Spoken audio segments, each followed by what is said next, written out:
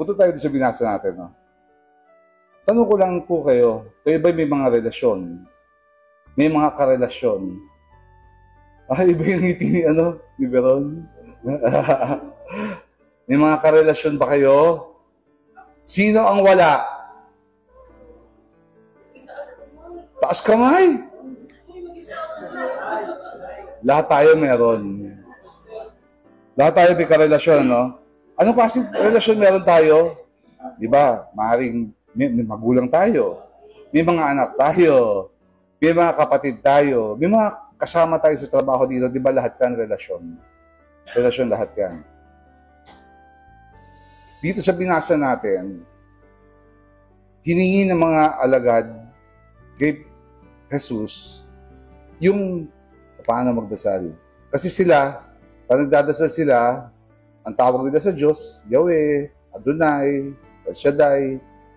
Pero very radical yung sinabi ng Panginoon natin dito na tawagin yung Abba.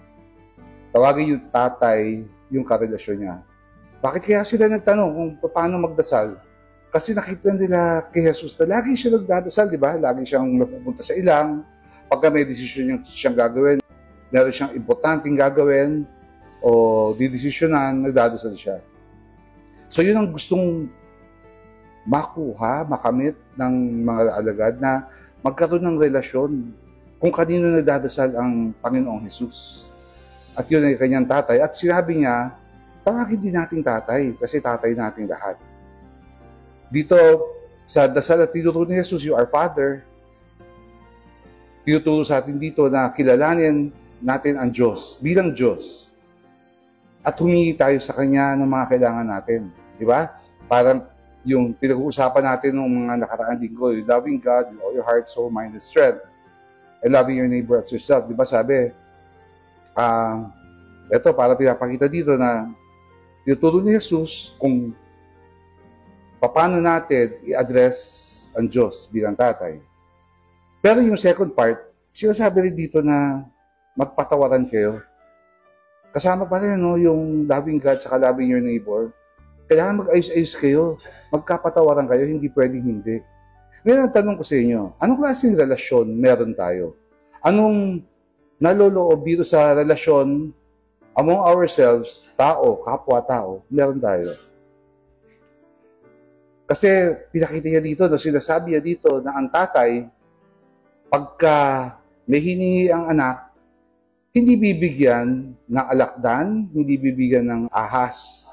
Di ba? Pagka humingi ka ng pagkain, bibigyan ka ng pagkain. Ganun tayo, mga tatay din. Dapat ganun din siguro tayo. Pagka ang anak nyo ay nagugutom, siguro hindi nyo naman bibigyan ng alakdan. Hindi nyo naman siguro papaluin. Pagka anak nyo umiiyak sa inyo, anong gagawin nyo? Anong ginagawa nyo sa mga anak nyo? Kaya sino dito, mga magulang na? Dami, di ba? Pagka ang anak nyo umiiyak sa inyo, madalas, anong ginagawa? Pinapahalo pa. Pagka ang anak nyo umiiyak sa inyo dahil may problema sa eskwelahan, tinatanong nyo ba, anak, may problema ka ba? O papagalitan pa? Kaliwat kanan. Ibig sabihin kaliwat kanan, mag-asawa pa, nagagalit sa anak. Ganun ba tayo? Ganun ba tayo mahalin ng Diyos? Ano nga ba yung pagdadasal? Di ba sabi, ang pagdadasal is lifting up your spirit to God, di ba? O kaya, it is a meeting among friends. So, ibig sabihin, pagka kausap mo kaibigan mo na ilalabas mo lahat ng sama ng loob mo, yung pinagdadaanan mo, nasasabi mo, na naiintindihan ka. Tayo ba ganon?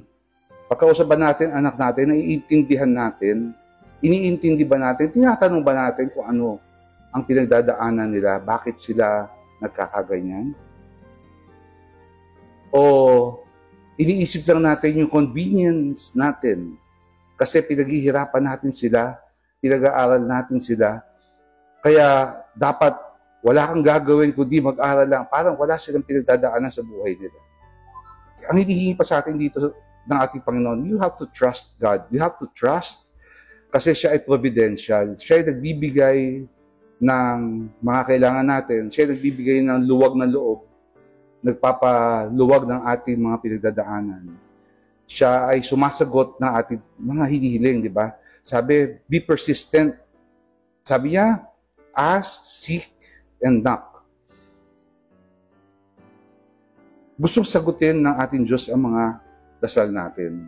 Pero syempre, hindi lahat ng dinadasal natin kailangan natin. May mga dasal tayo na hindi naman mabuti para sa atin, hindi nararapat para sa atin. Kunyari, anak niyo humingi ng baril sa iyo, bibigyan niyo. Hindi, di ba? Hindi yun ang nararapat. So, yun ang hindi sa atin ng Panginoon, be persistent. Pero kung titignan niyo, ask, and you shall receive. Seek, and you shall find. Knock, and it will be open to you. Kung titignan mo, kadalasan ang mga pinagdadasal natin, amongst ourselves, tayo ang magiging sagot. Gagamitin tayo ni Lord para sagutin ang mga pangangailangan ng mga kasama natin na nagdadasal. Tayo rin ang ginagamit niya para sagutin ang dasal ng mga kapwa natin. At lalo na yung mga anak natin, pamilya natin. Dalawa na lang. Yung titignan yung ask, seek, and knock. May progression. Alam niyo, yung may pagkakasunod-sunod na pataas ang antas ng importansya. Tingnan niyo yung mga alagad. Siguro hinihiling nila, paano ba? Sino ba? Pag sinabi mo kasi ask, nagtatanong ka lang, meron ka lang gustong malaman, sino ba tong Diyos na to? Nagtatanong ka lang, wala ka pang ginagawa, nakaupo ka pa lang, hindi ka pa nag-google kung sino si Lord. Tapos yung hinahanap mo na siya at nakita nila to kay Jesus. Nakita nila na eto pala ang Diyos, sumasagot pala siya ng mga panalangin natin. Tapos yung huli, knock. Walang tigil. Alam mo na mayroon nandun sa kabila ng pinto. Alam mo na mayroon sasagot ng mga panalangin mo. Kaya kato ka ng kato. At yun ang hinihingi niya sa atin, maging persistent tayo sa ating pagdarasal. At sa bandang huli, Espiritu Santo ang bibigay niya ang sagot sa mga panalangin natin. Ano ibig sabihin nito? Panalangin natin tayo ang magbabago. Tayo ang mababago ng ating mga panalangin. Ano ba itong Espiritu Santo na ibibigay niya? Di ba, napausapan natin may gifts of the Spirit. Pagka sinabi natin gifts of the Spirit, di ba ano yun? Wisdom, knowledge, counsel, fear of the Lord. Di ba yung mga yun? At binibigay niya rin yung fruits of the Spirit. Ibig sabihin, lalabas ito sa ugali natin. Pagka nasa atin ang banal na Espiritu. Ano to? Ano yung bunga ng pagbigay sa atin ng banal na Espiritu? Love, joy, peace, hope. Yung mga ganyan, patience, kindness, generosity, faithfulness, yung mga yun. So, tinuturuan tayo ng ating Panginoon na magdasal din. Pagka nagdasal tayo, acknowledge natin ang Lordship ng ating Panginoon. We trust His providential love. Ibig sabihin, ganun din tayo dapat. Diba? We image God. Dapat ganun din tayo sa mga relasyon natin. Okay, good morning sa inyo.